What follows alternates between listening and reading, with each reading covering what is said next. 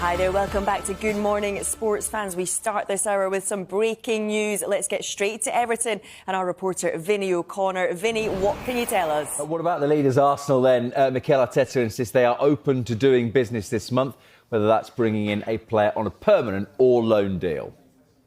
We are open to every option. Obviously, we can find a solution that is short, medium and long. It's always much better because it gives you stability and you don't have to constantly start a process with a new player. But let's see what happens. Let's see what the news are in the next few weeks, and we will try to make the right decision. Again, a very interesting balancing act of, do you want that one player who might carry you over the line and deliver that Premier League title, or do you want to potentially risk just upsetting the apple cart a little bit?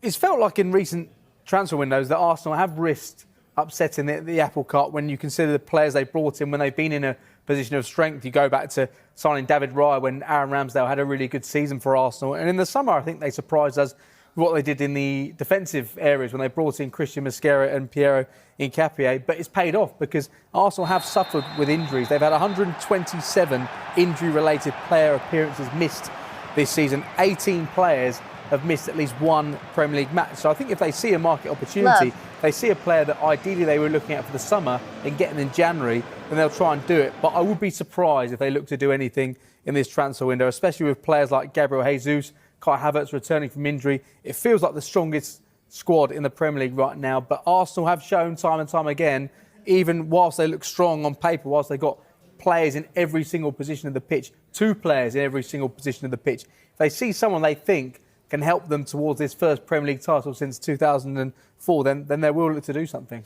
Whilst we have seen injuries at Arsenal giving opportunities to others this season, not necessarily Ethan Nwaneri, just 6 sub-appearances in the Premier League. So what might this month hold for him? I honestly don't think he'll end up going anywhere, because Mikel Arteta will be saying to everyone, I don't want to lose any players. This represents my best ever opportunity to win a Premier League title. We have on paper the strongest squad in the Premier League. We've got a little bit of daylight between us and Manchester City at the moment.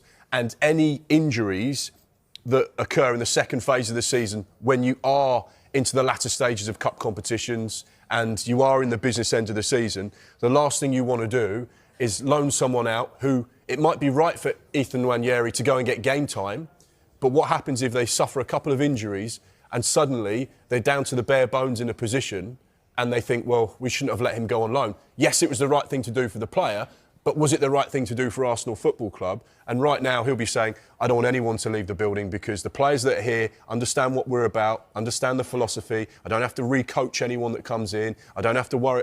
Just keep it as it is. If we can add to it, fine. But they won't want to risk upsetting what they've got. And that's a really talented squad that is capable now, it feels like, at the halfway stage of the Premier League campaign to get the job done. If the first half of the season is replicated, Arsenal are going to be Premier League champions.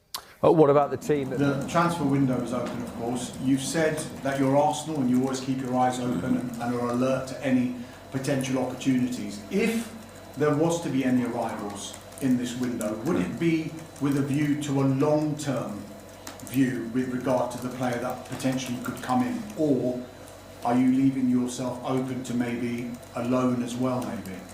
We are open to every option. Obviously, we can find a solution that is short, medium and long. It's always much better because it gives you stability and you don't have to constantly start a process with a new player. But let's see what happens. Let's see what the news are in the next few weeks, and we will try to make the right decision.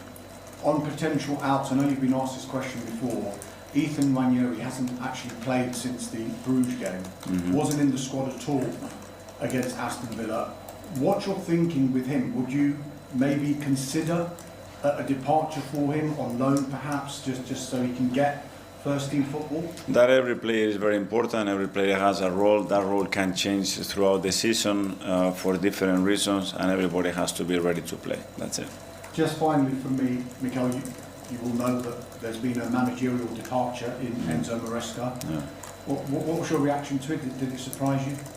Well, wish him all the best. I really like Enzo as a person, as a professional. I think he's done a terrific job at Chelsea, and that's a decision that is been made, and just wish him all the best. Thank you. Thank you. Hi. Morning, Mikel. Top of the table, 4 points clear of second place Manchester City after a convincing win against Aston Villa. What is the mood like amongst the team at the moment? Well, it was very good, obviously, after the game against a really tough opposition again, to perform and to win in the manner that we did. Great focus on Bournemouth. We know how tough it's going to be tomorrow's game, and everybody's at it. You speak about the difficulties of facing Bournemouth. They were actually the only team to do the double over Arsenal last season. Yeah.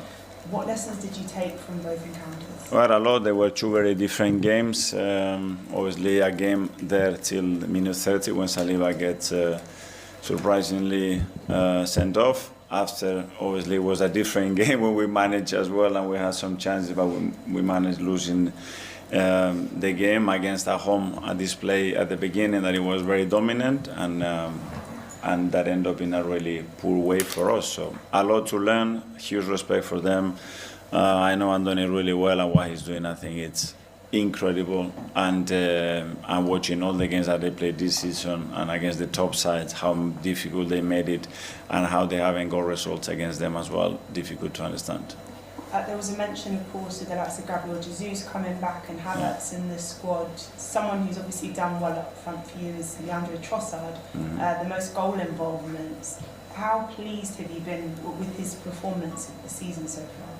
Well, I think he's been very consistent, very stable, but all of the front players, I would say, because they all contributed through the season so far in a great way, whether it's starting or whether as an impact players as well. So that's what we need. Whoever we put in there, they will bring different qualities to the team, but I think they're in a great moment.